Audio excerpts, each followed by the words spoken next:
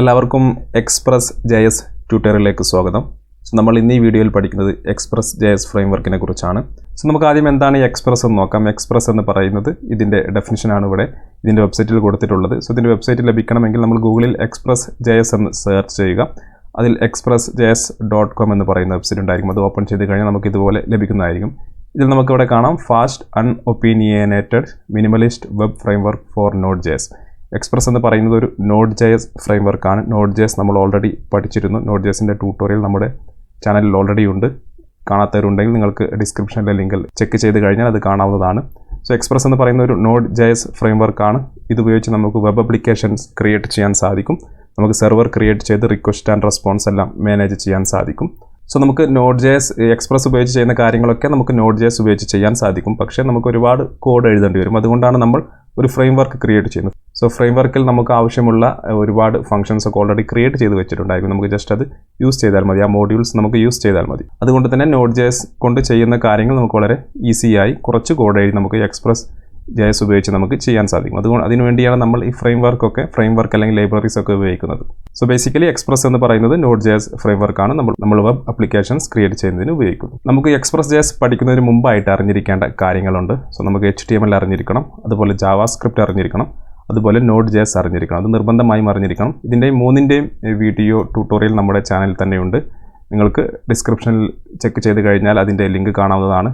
അതുപോലെ നമുക്ക് CSS bootstrap അറിഞ്ഞിരിക്കണം. പക്ഷേ നിർബന്ധമില്ല, അറിഞ്ഞിരുന്നാൽ നല്ലതാണ്. നമ്മുടെ ഈ ട്യൂട്ടോറിയൽ നമ്മൾ CSSഉം ബൂട്ട്സ്ട്രാപ്പും നമ്മൾ ഉപയോഗിക്കുന്നുണ്ട്. അറിഞ്ഞിരുന്നാൽ നല്ലതാണ്. ഇതിൻ്റെയും ട്യൂട്ടോറിയൽ നമ്മുടെ ചാനലിൽ തന്നെയുണ്ട്. ഡിസ്ക്രിപ്ഷനിൽ ചെക്ക് ചെയ്ത് കഴിഞ്ഞാൽ നിങ്ങൾക്ക് ലഭിക്കുന്നതാണ്. പിന്നെ നമുക്ക് ഇൻസ്റ്റാൾ ചെയ്യേണ്ട കാര്യങ്ങളുണ്ട്. നമുക്ക് എക്സ്പ്രസ് JS പഠിക്കുന്നതിന് നമുക്ക് VS Code ഇൻസ്റ്റാൾ ചെയ്യണം, അതുപോലെ NodeJS ഇൻസ്റ്റാൾ ചെയ്യണം. ഇത് നമ്മൾ ഒരുപാട് തവണ കാണിച്ചിട്ടുള്ളതാണ് നമ്മുടെ ചാനലിൽ.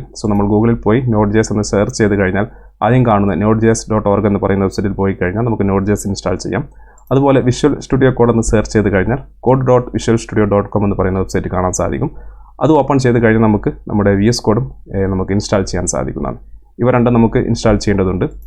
ഇതിൻ്റെ രണ്ടിൻ്റെയും ഇൻസ്റ്റാളേഷൻ കഴിഞ്ഞാൽ നമുക്ക് എക്സ്പ്രസ് JS ഉപയോഗിക്കാം. അതിന് മുമ്പായിട്ട് നമുക്ക് എക്സ്പ്രസ് JS നമ്മൾ നേരത്തെ Django പഠിച്ചിരുന്നു. Djangoയിൽ നമ്മൾ ഉപയോഗിച്ചത് Python ആണ് നമ്മൾ പ്രോഗ്രാമിംഗ് ലാംഗ്വേജ് ആയി ഉപയോഗിച്ചത്. പക്ഷേ നമ്മൾ എക്സ്പ്രസ് JSൽ നമ്മൾ JavaScript ആണ് ഉപയോഗിക്കുന്നത്.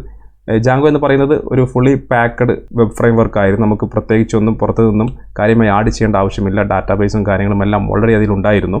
പക്ഷേ എക്സ്പ്രസ് Djangoയുടെ അത്ര പവർഫുൾ അല്ല. പക്ഷേ നമുക്ക് മറ്റു ടെക്നോളജികൾ കൂടി ഇതിൻ്റെ കൂടെ ആഡ് ചെയ്യുകയാണെങ്കിൽ നമുക്ക് Djangoയെ പോലെ ഇതും ഉപയോഗിക്കാൻ സാധിക്കും. ആ ഒരു കൺസെപ്റ്റിനെയാണ് നമ്മൾ മേൺ സ്റ്റാക്ക് എന്ന് പറയുന്നത്. മേണിലെ ഓരോ ലെറ്ററും ഓരോ ടെക്നോളജിയാണ് സൂചിപ്പിക്കുന്നത്. MongoDB നമ്മൾ ഡാറ്റാബേസ് MongoDB ഉപയോഗിക്കുന്നു. നമ്മൾ ആണെങ്കിൽ എക്സ്പ്രസ് JS, നമ്മൾ ബാക്ക് എൻഡിൽ എക്സ്പ്രസ് ഉപയോഗിക്കുന്നു. പിന്നെ അതുപോലെ ഫ്രണ്ട് എൻഡിൽ നമ്മൾ റിയാക്ട്, R എന്ന് പറയുന്നത് റിയാക്ട് ആണ്. ഫ്രണ്ട് എൻഡിൽ നമ്മൾ റിയാക്ട് JS ഉപയോഗിക്കുന്നു. അതുപോലെ N എന്ന് പറയുന്നത് NodeJS. നമുക്ക് ഈ എക്സ്പ്രസ് JS ഉപയോഗിക്കണമെങ്കിൽ നമുക്ക് NodeJSൻ്റെ JavaScript എൻവയോൺമെൻറ്റ് ആവശ്യമാണ്. സെർവറിൽ നമ്മൾ ബാക്ക് എൻഡിൽ നമ്മൾ എക്സ്പ്രസ് JavaScript ഉപയോഗിക്കണമെങ്കിൽ നമുക്ക് NodeJS നിർബന്ധമാണ്. ഈ 4 ടെക്നോളജികൾ കൂടി ചേർന്ന് കഴിഞ്ഞാൽ നമുക്കൊരു ഫുൾ സ്റ്റാക്ക് വെബ് ഡെവലപ്മെൻറ്റ് നമുക്ക് JavaScript ഉപയോഗിച്ച് ചെയ്യാൻ സാധിക്കും. ആ ഒരു കൺസെപ്റ്റിനെയാണ് നമ്മൾ മെയിൻ സ്റ്റാക്ക് എന്നതുകൊണ്ട് ഉദ്ദേശിക്കുന്നത്. ഇതിൽ നമ്മൾ പഠിക്കുന്നത് എക്സ്പ്രസ് JS ആണ്. ബാക്കി 3 ടെക്നോളജിയുടെയും ട്യൂട്ടോറിയൽ ഓൾറെഡി നമ്മുടെ ചാനലിൽ ചെയ്തിട്ടുണ്ട്. നിങ്ങൾക്കത് ചെക്ക് ചെയ്യാവുന്നതാണ്. നമ്മൾ വീണ്ടും എക്സ്പ്രസ് JSൻ്റെ വെബ്സൈറ്റിൽ തന്നെ വരുന്നു. നിങ്ങൾക്കിവിടെ കാണാം എക്സ്പ്രസ് ഇപ്പോഴുള്ള വേർഷൻ എന്ന് പറയുന്നത് 5 ബീറ്റയാണ്. നമ്മൾ ഇവിടെ ഉപയോഗിക്കുന്നത് വേർഷൻ 4 ആയിരിക്കും. 5 എന്ന് പറയുന്നത് ബീറ്റ വേർഷൻ ആണ്. ബീറ്റ API ഡോക്യുമെൻറ്റേഷൻ നിങ്ങൾക്കിവിടെ ക്ലിക്ക് ചെയ്ത് കഴിഞ്ഞാൽ അതിൻ്റെ ഡോക്യുമെൻറ്റേഷനൊക്കെ ഇവിടെ നിങ്ങൾക്ക് കാണാൻ സാധിക്കും. ഡോക്യുമെൻറ്റേഷൻ എല്ലാം ഇവിടെ കാണാൻ സാധിക്കും. ഇത് വർക്ക് ഇൻ പ്രോഗ്രസ് ആണ്. നമ്മൾ വേർഷൻ 4 ആണ് നമ്മൾ ഉപയോഗിക്കുന്നത്. നമ്മൾ നെക്സ്റ്റ് ചെയ്യേണ്ടത് നമ്മൾ ഗെറ്റിംഗ് സ്റ്റാർട്ടഡ് എന്നതിൽ ക്ലിക്ക് ചെയ്യുക. ഗെറ്റിംഗ് സ്റ്റാർട്ടഡിൽ ക്ലിക്ക് ചെയ്ത് കഴിഞ്ഞാൽ ഇതെങ്ങനെ ഇൻസ്റ്റാൾ ചെയ്യാമെന്ന് ഇതിൽ കൊടുത്തിട്ടുണ്ടായിരിക്കും. നമുക്ക് ആദ്യം ഒരു ഫോൾഡർ ക്രിയേറ്റ് ചെയ്യേണ്ടതുണ്ട്. ആ ഫോൾഡർ നമുക്ക് VS Codeൽ ഓപ്പൺ ചെയ്യേണ്ടതുണ്ട്. ഞാൻ ഈ കോഡിംഗ് എന്ന് പറയുന്ന ഫോൾഡറിൽ വന്നതിന് ശേഷം ഒരു പുതിയ ഫോൾഡർ ക്രിയേറ്റ് ചെയ്യുന്നു. എക്സ്പ്രസ് എന്ന് പറയുന്ന ഫോൾഡർ. ഇതിലാണ് നമ്മൾ നമ്മുടെ പ്രൊജക്റ്റ് ചെയ്യുന്നത്. ഈ ഒരു ഫോൾഡർ ഞാൻ VS Codeൽ ഓപ്പൺ ചെയ്യുന്നു.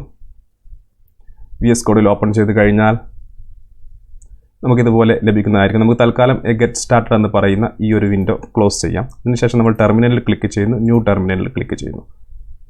ഇപ്പോൾ ടെർമിനലിൽ നോക്കിക്കഴിഞ്ഞാൽ നമ്മൾ ഏത് ഫോൾഡറിലാണോ ഇപ്പോൾ ഉള്ളത് ആ ഒരു ഫോൾഡർ ഇവിടെ കാണിക്കുന്നതായിരിക്കും. കോഡിങ്ങിൽ എക്സ്പ്രസ് എന്ന് പറയുന്നത് നമ്മൾ ക്രിയേറ്റ് ചെയ്ത ഫോൾഡറിലാണ് നമ്മളിപ്പോൾ ഉള്ളത്. നെക്സ്റ്റ് നമ്മൾ ചെയ്യേണ്ടത് നമ്മൾ വെബ്സൈറ്റിൽ തന്നെ വരിക.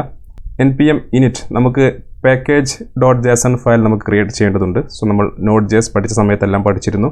നമ്മുടെ പ്രൊജക്റ്റുമായി ബന്ധപ്പെട്ട പാക്കേജസും മോഡ്യൂൾസും എല്ലാം ഇൻസ്റ്റാൾ ചെയ്യുന്നത് ഈ ഒരു ഫയലിലായിരിക്കും. സോ നമുക്ക് ആദ്യം അത് ഇനീഷ്യേറ്റ് ചെയ്യേണ്ടതുണ്ട്. സോ നമ്മൾ അതിന് ചെയ്യേണ്ടത് npm init എന്ന് കൊടുക്കുക. നമ്മളിവിടെ വന്നതിന് ശേഷം npm init എന്ന് കൊടുത്ത് എൻ്റർ ചെയ്യുക. സോ എൻ്റർ ചെയ്ത് കഴിഞ്ഞാൽ നമുക്കിതുപോലെ പാക്കേജ് നെയിം എക്സ്പ്രസ് ഇതുപോലെ നമുക്ക് ഓരോന്നും ഇങ്ങനെ എൻ്റർ ചെയ്യേണ്ടി വരും. അതിന് പകരമായി നമുക്ക് പെട്ടെന്ന് ചെയ്യണമെങ്കിൽ നമ്മൾ തൽക്കാലം Ctrl+C പ്രസ് ചെയ്യാം. സോ ശേഷം ക്ലിയർ എൻ്റർ ചെയ്ത ശേഷം നമുക്ക് npm init -y എന്ന് കൊടുക്കുക. അപ്പോൾ നമുക്ക് പ്രത്യേകം ഒന്നും എൻ്റർ ചെയ്യേണ്ട ആവശ്യമില്ല.